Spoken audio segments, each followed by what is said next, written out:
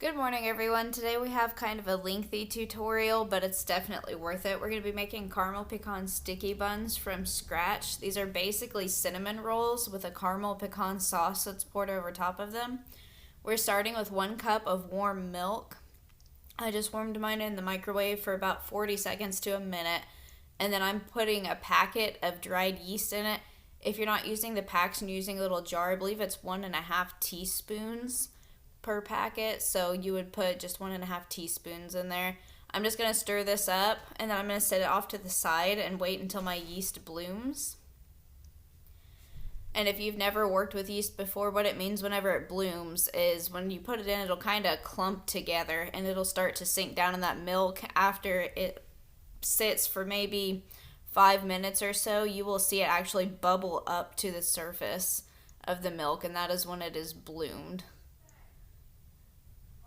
So for the flour, the recipe calls for 4.5 cups. You can use all-purpose flour. I'm trying to make this a little bit healthier. My grandmother's diabetic, so we're trying to use a little bit more wheat flour and a little bit less sugar, which is hard with this recipe, but I'm doing what I can to it. So I'm going to use half wheat flour, so 2 cups of the wheat flour, and then I'm going for 2 cups of white flour.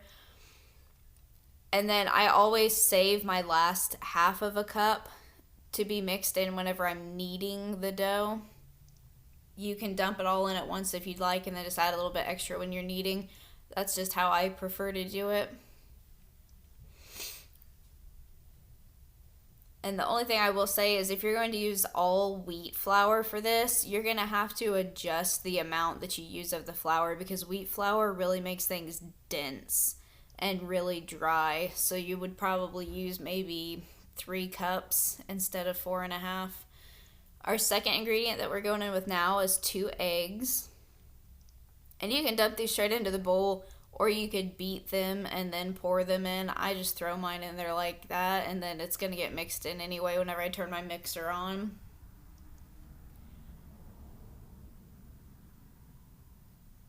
And they don't necessarily have to be room temperature or anything. I had mine sitting out because I was working on other recipes throughout the day that I'll have videos coming for, but you can use cold eggs is fine as well. Then we're going in with 1.5 teaspoons of salt, and you could substitute that out if you wanted for pink salt or possibly sea salt. Our next ingredient is going to be half a cup of sugar. I don't want to use all Splenda in this because Splenda, for some reason, it makes things bake not how they're supposed to. It puffs them up a lot and it kind of dries them out.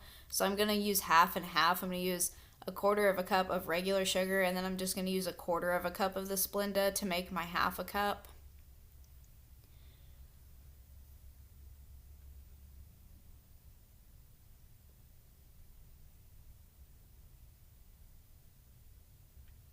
And of course, if you're not on any kind of dietary restriction, just use the regular sugar.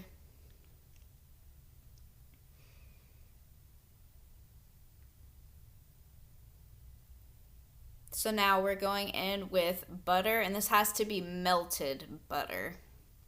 That's what's going to make your dough really smooth, and the warm of the butter being melted and the warm of your milk that was heated up is what's going to help your yeast to rise once your dough is mixed. So it's 5 tablespoons, otherwise 1/3 cup. But your wrapping on your butter sticks will tell you. But it's 5 tablespoons. And then I'm just going to melt it in the microwave for about 20 seconds or so. So now I'm just speeding through. I kind of cleaned up my mess while I was waiting for my butter to melt. It's good to keep a good work area. You want to keep it cleared of like the raw eggs and your plastic and stuff, because you're going to need a lot of space to be rolling out this dough once it's all risen and ready to go. So here I'm trying to show you the yeast. It's kind of hard to see on camera, but whenever you stir it, it sinks to the bottom. And after a while, you'll start to see bubbles forming on top. Almost kind of looks like it's boiling. And then you'll start to see that yeast pop up from the bottom of there, and it will float on top of the milk. That's when you know that yeast is bloomed and it's ready to go.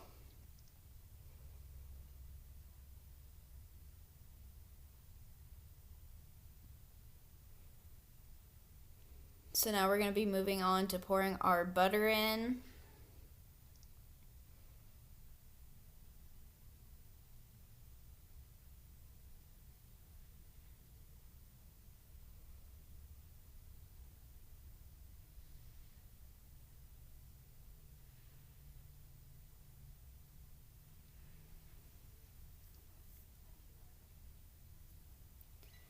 And I'm using regular butter. It doesn't particularly matter if you use butter or margarine. I just prefer butter. I think butter is a little bit healthier for you. It doesn't have quite as many chemicals as margarine does. So now I'm going to pour in my milk and yeast mixture. And you really want to make sure that you scrape that, because you'll see some of the yeast, it'll be like a brown film that'll be on the glass. You want to scrape that off and get that into your dough. So now I'm just going to move everything out of my way so I've got some room to work with. Now comes the kind of tedious part. This is the lengthiest part, besides waiting for your dough to rise, is the kneading it. You really want to take your time and give it about a good 10 minutes or so. You can go longer if you'd like, of kneading it to really make sure that you get that yeast well incorporated and that your dough's going to rise like it's supposed to and cook like it's supposed to.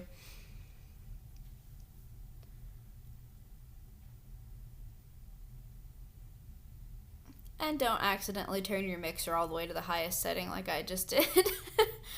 These kitchen aids are touchy, and for some reason it doesn't matter even if it's on slow. These things want to throw flour and other loose powders out of the bowl all over the place. It really scrape down the sides of your bowl, and with this, that's going to be super important because this dough is going to be very, very sticky and goopy until it is actually formed into a ball. And so you really want to make sure that you get that all scraped up so that you don't have bites of rolls that have just like a big hunk of flour or something in them.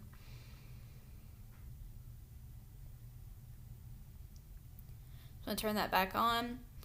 Now here, I'm going to throw in my other half of a cup of flour that was needed for the recipe because my dough was still too sticky to be able to get out of the bowl and work with. So I let that mix for another few minutes. Now I'm just going to scrape it off. And scrape down the sides of my bowl again to try to get it all into one giant clump, which I'm going to turn out. And there you saw how it's supposed to look in the bowl. It's still going to be sticky, but it's not going to be runny. It'll come out sort of in a glob like you see here. So I'm going to turn that out onto my floured surface. You can work with this straight on a counter, or if you have silicone mats, you can use those as well. The key here is to just make sure that you keep all of your surfaces that you're working with floured really well. So now what I'm going to do is I'm just going to use the same bowl that I mixed this in. If you're going to be using your mixer for something else later and you want to clean that bowl out, just get a separate bowl that's going to be big enough and deep enough for this dough to rise in. But you're going to spray it with some cooking spray so that your dough doesn't stick to the bowl whenever you get ready to pull it out. So now I'm grabbing some extra flour to have on hand, and you're going to need some because it's going to take quite a bit. And you're just going to start kind of pulling the dough over on itself, like folding it, and then you're going to push down and forward on it. And we're just going to do this, like I said, for about 10 minutes or so. And as you keep rolling, you're going to keep picking up more flour because whenever you first dip it in the flour, it will feel dry. And as you work with it, it's going to start sticking to your hands. You want to work it until it no longer sticks to your hands whenever you're rolling it.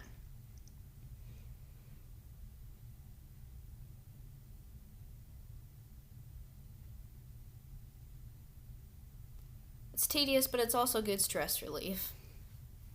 So here you can see we have a ball formed out of it. It's not sticking to my hands.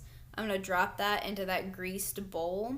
And now what you're going to do is I'm going to take a piece of saran wrap or film, And we're going to spray that with cooking spray and then put that over the bowl. And the reason we're putting plastic over it is because you're going to want to cover this bowl with some towels or possibly even a blanket or something to trap as much heat as possible. That way that dough rises like it's supposed to. And what I'm going to do with mine, I always get my oven preheated way ahead of time. So whenever I started mixing my dough, I already had my oven preheating to 350, which is what these are going to be baked on. And I'm just going to sit this bowl on top of my oven once I'm done with it with some towels over top of it. And it will need to rise for about an hour. You probably want to go at least an hour. You can let it go longer if you'd like, but I usually only let mine go about an hour until it's gotten at least double the size that it is when you put it in the bowl. So I'm spraying my saran wrap, and you want to kind of pull it down tight onto your bowl to trap the air and the gases as that yeast releases them.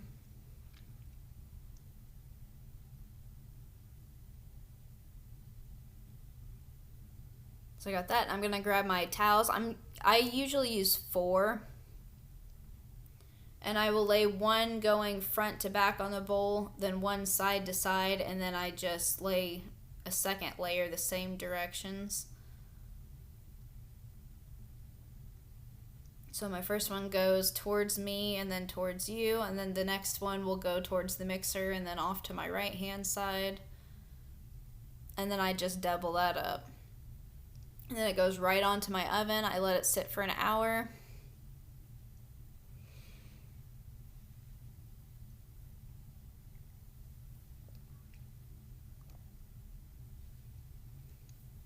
So while that was rising, I cleaned up my mess and got a couple of other things made that I have videos coming for in the next couple of days. Now I'm going to pull that risen dough off of the stove and come over to my counter and get ready to work with it. So here in my hand, you'll see I have a pizza cutter. That's for when I'm cutting out the cinnamon rolls, the strips for them. You don't have to use pizza cutter. You can just use a regular knife, would be just fine as well. I just think the pizza cutter for me is a little bit easier anyway. So here you can see my dough has risen almost to the top of my bowl. And clear everything out of the way. You're going to need quite a bit of room to roll this out because this dough is going to be super elastic. You're going to punch it down like I just did. And you can see it start to retract off the sides of the bowl. And if you greased your bowl well, this will come out in just one big glob onto your hand and you won't have much stuck to the sides. If you did not grease your bowl well enough, or if you forgot to grease it at all, it is going to stick to the sides of the bowl really bad, and you're going to have to scrape them down and then reform it into a ball before you start working with it. So mine popped out like it's supposed to. It will be very, very warm if you have it on the stove like mine is. And it will be moist to the touch from the grease of the cooking spray, but it will not be sticky. It's not going to get all wrapped up into your fingers and you not be able to get it off. So, with this being a super elastic dough, it is going to make a very, very large square whenever you're rolling it out. That's why you want plenty of space. And you want to roll this pretty thin because it's going to get rolled onto itself. So I'm rolling mine out. You want maybe 1/8 of an inch to 1/4 of an inch thick, but no thicker than that. And as you're working and rolling, if it starts to stick to your rolling pin, just sprinkle a little bit of extra flour on it. So now I'm ready to make up my cinnamon filling that's going to go in these. So it's 1 stick of softened butter. I just have had mine sitting out on the counter the whole time I've been working this morning, so it's good in room temperature and soft. One thing I would recommend is using a bigger bowl than what I did here. I always underestimate how much of an ingredient I'm going to end up having. So it's going to be 1 stick of softened butter.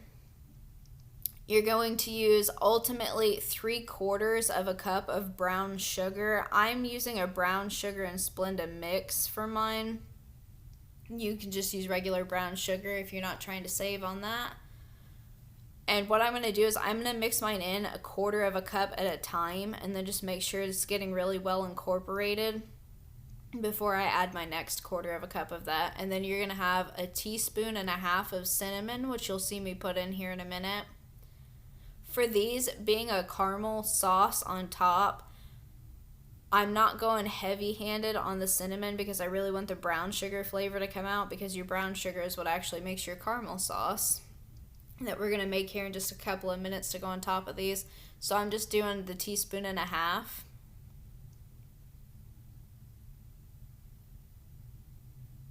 And then you're just going to get this really, really well mixed. And you want to make sure it's key that your butter is good and soft, because you're going to need to spread this all across this entire piece of dough. And in order to do that, it has to be good and soft, at least room temperature, if not a little bit warmer.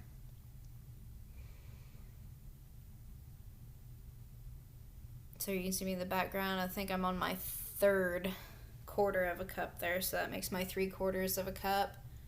Just finishing mixing all of that together, and then we're just going to dump this in one big blob into the middle of our dough, and I'm going to spread it out from the center. And it doesn't look like much, but you're going to spread this super thin, and that's because whenever your rolls are getting rolled up on top of themselves, you're not just getting that one little thin layer of cinnamon, you're actually getting multiple layers with that in there, so it's going to be plenty of flavoring whenever your rolls are done. So you're just going to take, I'm using a silicone spatula. You could use a butter knife or something for this, but you'd have to be very careful not to catch the little teeth that are on it into your dough and rip it. That's another thing. You want to smooth this out and spread it, but you don't want to be too rough with it and pull your dough apart. You got to kind of be gentle. And then I'm going to give this one last little just sprinkling of cinnamon over the top of it. And now our pizza cutter comes in. You're going to cut, I'm just going down each side first because my sides aren't exactly perfectly square, so I'm just going to line it up to where it is going to make a perfect square. And then you're going to cut about 1.5 inches wide to 2-inch wide strips. And you're just going to do that all the way down the dough. And then we're going to roll these onto themselves. And I'm going to put mine in I think it's 9-inch round pan. It's either an 8-inch or a 9-inch round pan. You can do these just on a regular cooking sheet if you want to, a baking sheet. You could probably do them in a cast iron skillet if you greased it. Anything is fine. That's just your personal preference. I did take and cut out a circle of parchment paper to put in the bottom of my cake pan just to make sure that my dough didn't stick to it. Especially with your center having brown sugar in it, when that cooks, it gets kind of syrupy, and whenever that gets onto a pan, just a plain pan surface that hasn't been greased or covered with anything, that can burn really, really quick, and it smells terrible. And it's really, really hard to get off whenever you're trying to wash those dishes. So there, I got 9 cinnamon rolls out of this. I have 2 little strips left on the edges that I could have rolled up if I would have spread my stuff all the way over there, but I wouldn't have had room in my pan for them anyway. You really want to try to go for like an even number of them, anywhere from 8 to maybe up to 12, depending on how big you make them. So here I've made a caramel sauce that is 1 stick of butter, 2 cups of brown sugar, and 1 can of evaporated milk. You mix that together in a saucepan, cook it over low to medium heat, about 15 minutes once it starts to boil, not 15 minutes total. I have a candy thermometer in mine. What I did was I cooked it until it reached 230 degrees, and then I pulled it off. There you just saw me put a teaspoon of vanilla in it, and you don't put the vanilla in until after you've pulled this off the burner. So I'm just stirring that in, getting it really well incorporated. And the thing with caramel is you got to move kind of quick with it. This is going to be a sauce, so it's not going to harden into like a caramel candy that you would buy like a Werther's or anything. But you still want to move kind of quick. Now, if you are making actual caramel candies, you got to move super fast. So you got to have your stuff laid out ahead of time because it's going to start hardening as soon as it reaches the air. And this here, you'll see it dripping off of the whisk that I'm using in just a matter of a few seconds or a minute or so. Once I've pulled these out of the oven, you'll see it is thick whenever I'm stirring it, and it is no longer just dripping off of the whisk. So now I'm mixing in 1/2 cup of chopped pecans. And if you wanted to, you could have taken probably another 1/4 or 1/2 cup of chopped pecans and mixed those in with your brown butter mixture, or sprinkled them on top before you rolled up your cinnamon rolls. That way you had some nuts in the center of them. That's an option also. So here I'm stirring those in. You can see my caramel is starting to thicken already.